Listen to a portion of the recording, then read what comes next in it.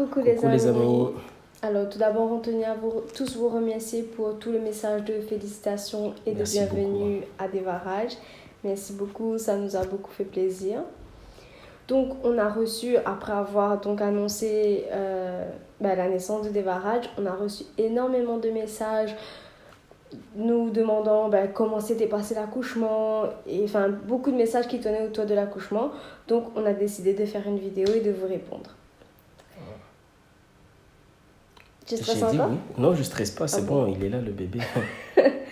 Alors donc, tout d'abord on était parti pour un simple rendez-vous j'étais sur ma fin de grossesse quoi. J'étais déjà à 38 semaines. Pour un simple rendez-vous de contrôle comme ça.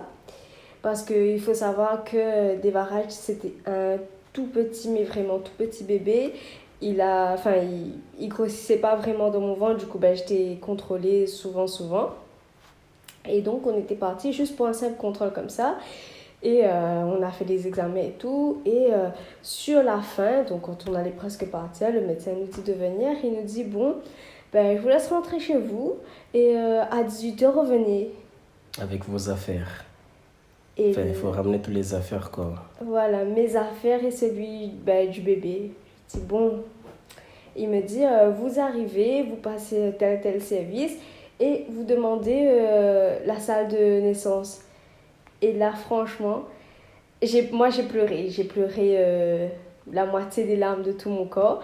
Et j'osais même pas regarder Kadri parce que je savais si j'allais pleurer, lui, il allait pas être bien. Du coup, j'ai préféré pas le regarder. Toi, t'étais comment, du coup? Je commençais à stresser quand même parce que déjà, il faut savoir que c'était un simple rendez-vous. Après le rendez-vous, moi, je devrais aller travailler. Mais dès que le médecin nous a dit que il faut revenir à 18h et ramener toutes les affaires et tout pour que tu ailles à la salle de naissance, là, j'ai compris tout de suite que ils vont déclencher l'accouchement en fait. Du coup, je commençais à stresser quand même un petit peu. Moi, j'avais pas compris parce que pour moi, salle de naissance et salle d'accouchement, c'était pas la même chose, quoi, vu que ça portait pas le même nom. Du coup, moi, je pensais que ça va, j'allais aller là-bas et j'allais peut-être ressortir. Il allait pas être là tout de suite, ou alors ils allaient faire accoucher ce soir même, mais après, c'était bon. Du coup, on est rentré à la maison. Moi, je stressais. Kadri était sorti un instant, je crois. Et moi, j'ai pleuré parce que je savais pas du tout comment ça allait se passer le soir. Ensuite, à 18h, on est parti. On m'a mis dans une salle, dans une espèce de chambre toute seule. Le temps que j'attendais Kadri arriver, je priais. Je dis oui, mais pour que Kadri rentre pas, il faut le faire rentrer et tout. Tous les gens qui passaient, les sages-femmes, les médecins qui passaient me voir. Je dis oui, mais monsieur rentre pas. Quand Kadri est rentré, ça m'a soulagée. Il faut savoir que j'avais faim, j'avais très faim. Et je saoulais tous les médecins avec ça parce que j'avais pas le droit de manger vu qu'on m'a déclenché. Il fallait que j'attende vraiment un certain temps pour manger, pour qu'il me repasse en chambre normale pour pouvoir manger et tout. Et moi, je captais rien de ce qu'on allait me faire et tout. Donc, c'était un petit peu la galère, quoi. Du coup, j'étais branchée de partout. J'étais branchée sur... on écoutait mon cœur, on écoutait celui du bébé. On vérifiait à chaque fois ma tension et tout. Ensuite, il y a un médecin qui est venu, qui nous a dit, maintenant, il va déclencher. Du coup, on est passé en salle d'examen, on va dire. Il a mis les trucs pour déclencher les contractions et avancer un peu l'accouchement, quoi. Ensuite, il nous a repassé à la salle où j'étais. On a attendu 2 heures. Ouais, on a attendu 2 heures. Après les 2 heures, ils m'ont dit que ça peut être le soir même, comme le lendemain et comme le surlendemain, quoi. Du coup, on ne savait pas vraiment quand est-ce que j'allais accoucher. Après ça, on m'a passé en chambre normale. Le soir-là, j'avais dormi toute seule parce que Catherine était acceptée. Mais bon, on savait en quelque sorte que j'allais pas vraiment accoucher le soir vu qu'il était déjà très tard. Parce qu'il faut savoir que je suis repassée en chambre normale, il était vers minuit comme ça. Du coup, Catherine est rentrée, j'ai dormi toute seule à l'hôpital le soir-là. Du coup, toute la nuit, je me suis posé des questions. Je me suis dit, est-ce que je vais être une bonne maman vu que là, ça approche, quoi. Ça a approché l'accouchement. Comment ça va se passer? Est-ce que j'aurai la force de faire sortir le bébé? Enfin, il y avait plein de questions qui me passaient et repassaient dans la tête. Je me sentais pas bien du tout. J'avais envie de vomir. C'est le fait que il y avait pas Kadri, que j'avais peur. Plein de trucs dans ma tête. Bon, après, j'ai réussi à dormir un petit peu quand même, Dieu merci.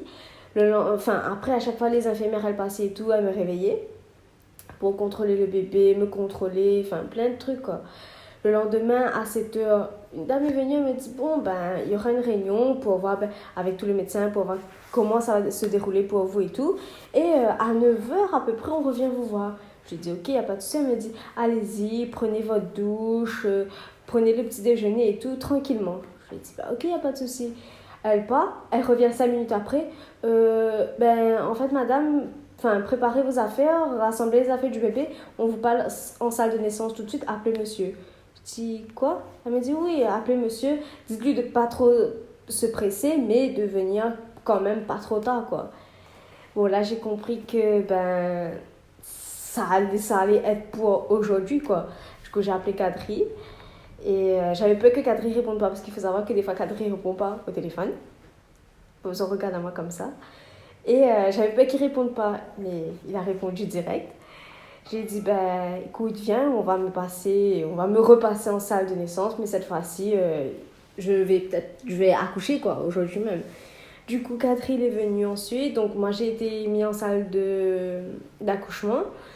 Il y a un sage-femme et c'était une étudiante, hein. Une étudiante franchement vraiment sympa. Ce sage-femme-là, c'était lui qui s'est occupé de moi depuis 7h45 jusqu'à 18h30 et j'ai vraiment eu la peine pour lui parce qu'il a tout fait pour moi, mais quand j'ai accouché, c'était pas lui. On avait changé d'équipe, quoi. Il a tout donné, il était là avec moi depuis le début et au final, il a même pas pu voir des barrages, quoi. Et du coup, on m'a mis là-bas, on m'a préparé et tout. Ils m'ont pas mis les médicaments tout de suite. Ils ont attendu que Kadri arrive. Quand Kadri est arrivé, là, on m'a mis les médicaments. Parce qu'il faut savoir que j'avais des contractions depuis déjà une semaine. Mais mes contractions, c'était fort, quoi. Mais j'avais aucune douleur. Donc, on m'a mis un médicament pour justement ressentir la douleur et avancer les contractions, quoi.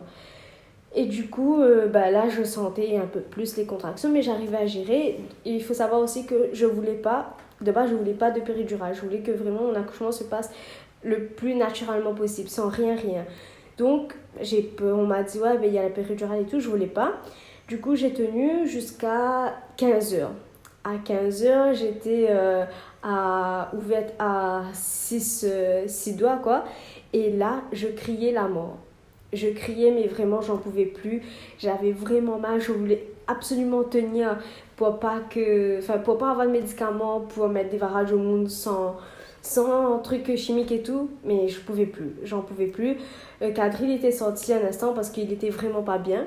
Parce que quand il a vu que j'ai commencé à avoir des douleurs depuis midi et demi comme ça, qu'il a vu que je commençais à pas aller trop bien, il n'a pas supporté. Et je sais que quand il supporte pas, quand il y a un truc qui va pas, lui, il n'arrive pas à tenir. Il va vomir, il va pas être bien, il peut même s'évanouir, quoi. Du coup, je lui dis, va dehors, va prendre l'air et puis reviens. Du coup, c'est quand il est revenu, j'ai vraiment tout lâché, quoi. J'ai dit, maintenant il est là, c'est bon, c'est cadré, quoi. J'ai tout lâché, je n'arrivais plus à parler, mes yeux s'ouvraient à peine. J'ai trouvé juste la force de crier avec Kadri une seule fois. Ah oui. Mais je te coupe une seconde. Franchement, sur ça, je peux dire que tu es folle en fait. Parce que c'était une douleur. C'est pas moi qui ressentais ça, mais je te voyais hurler la mort et tout. On te propose un truc qui normalement va te soulager et toi tu dis non, je vais accoucher normal, je veux pas qu'on pique, je vais accoucher normal. Ah, et là j'ai dit c'est pas possible parce que moi je savais pas, franchement je savais pas trop quoi faire. Quand je suis sorti, je me suis dit bon, je vais pas rentrer, honnêtement, hein, j'ai dit je vais pas rentrer à la salle d'accouchement avant que tu accouches, c'est sûr que je vais pas rentrer. Mais après, je me suis dit, mais bon, en fait, tu as que moi qui te soutient dans tout ça.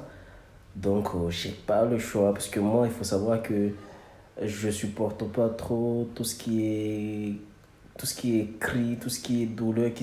Enfin, ça me stresse beaucoup. Et franchement, je me suis dit, bon, je vais aller quand même parce que c'est nous, on a fait ce bébé avec amour tous les deux. Je vais y aller quand même. Je vais voir tout ça, je vais voir comment ça se passe et tout. Et voilà, je me suis rendu à la salle d'accouchement. Et franchement, quand j'ai vu ces cris, douleur, Kadri, fais-moi ci, Kadri, fais-moi ça. Alors que je sais pas du tout quoi. Tu me fais comme ça. De l'eau, je comprends pas. Je te jure, je comprenais pas. Je vois qu'il y a un truc là pour pomper comme ça, mais à aucun moment, moi, je saurais que c'est de l'eau à l'intérieur. En fait, je cherchais un verre pour te servir de l'eau. Moi, j'ai compris que tu voulais boire de l'eau. Je savais pas que tu me dis, enfin, que tu disais pompe-moi de l'eau.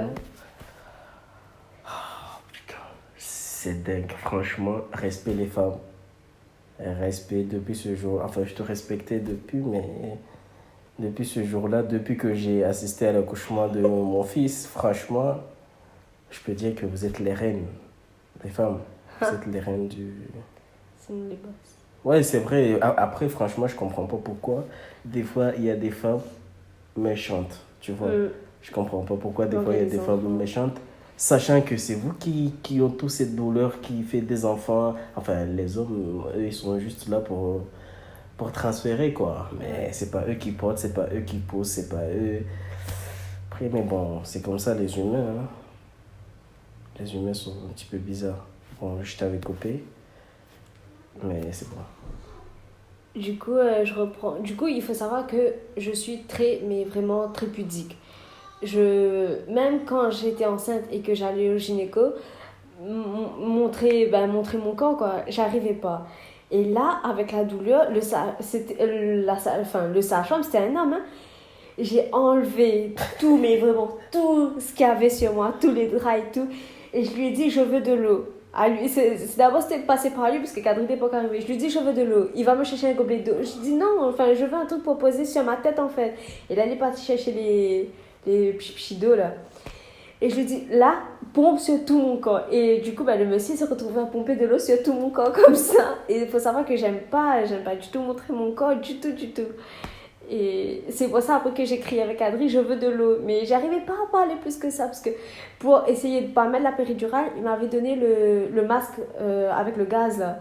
Mais ça faisait rien. Le seul truc que ça faisait, c'est me shooter dans la tête, mais passer mes douleurs du tout. Au contraire. Et du coup, après, ce sage-femme-là, arrivé à 7 doigts, il m'a dit, ouvert à 8 doigts, impossible de mettre la péridurale. Moi, maintenant, je t'écoute plus. On met la péridurale parce que sinon, ça va pas le faire. Et du coup, il a appelé l'anesthésiste et tout. Ils sont venus. Donc, c'était très compliqué parce que j'avais mais vraiment très mal. C'était vraiment sur la fin, quoi. J'avais très mal. Du coup, pour m'asseoir sur le bord du lit, pour qu'il pique dans mon dos, c'était vraiment la galère parce que je bougeais. J'essayais de trouver une position pour pas que j'ai mal et tout. Bref. Là, de midi à 15h, c'était la galère. On m'a mis la péridurale, on m'a dit dans 15 minutes, ça va faire effet.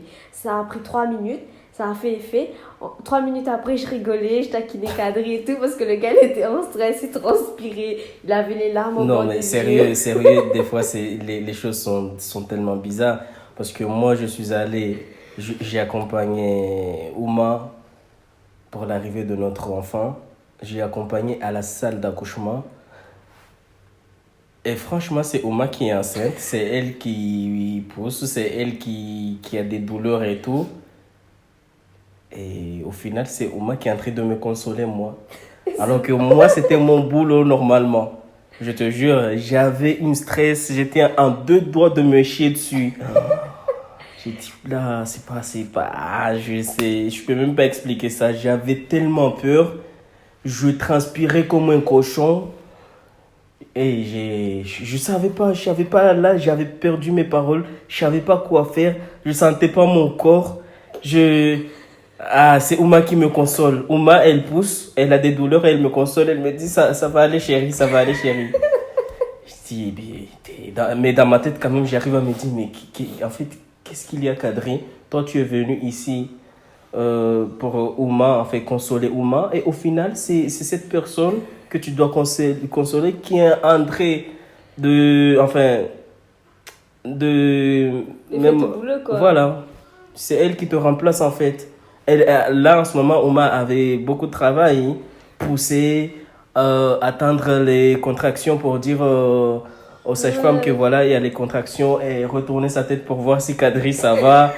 Calmer Kadri, tard. C'est franchement, non.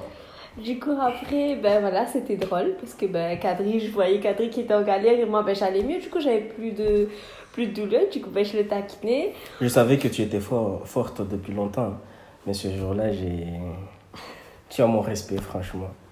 Tu es une femme très très forte.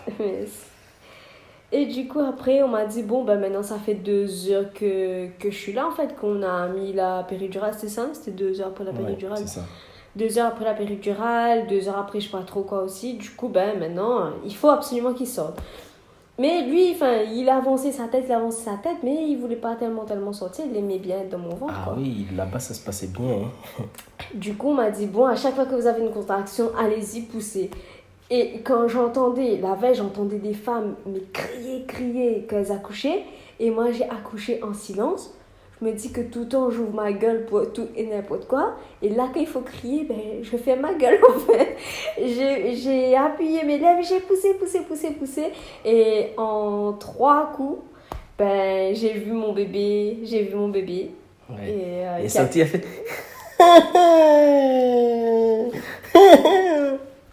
Que j'ai vu qu'il avait un petit peu la tête de Kadri, je dis bon. Non, là, je te coupe tout de suite. Je te dis et redis qu'il n'a pas ma tête. Je te jure, s'il avait cette tête-là... Ah oui, t'es pas encore sorti. Ah, voilà. Franchement. Ah, oui. Du coup, après, ben, ils sont partis avec le bébé. Kadri est parti avec le bébé. Et moi, j'étais là, j'attendais de voir vraiment, parce que je ne l'ai pas vraiment vu. J'attendais. J'ai attendu plus de 40 minutes pour revoir mon bébé. Et Kadri, il arrive, tranquille, tout content. Mais il me montre pas, il va s'asseoir là-bas, il me montre pas mon bébé.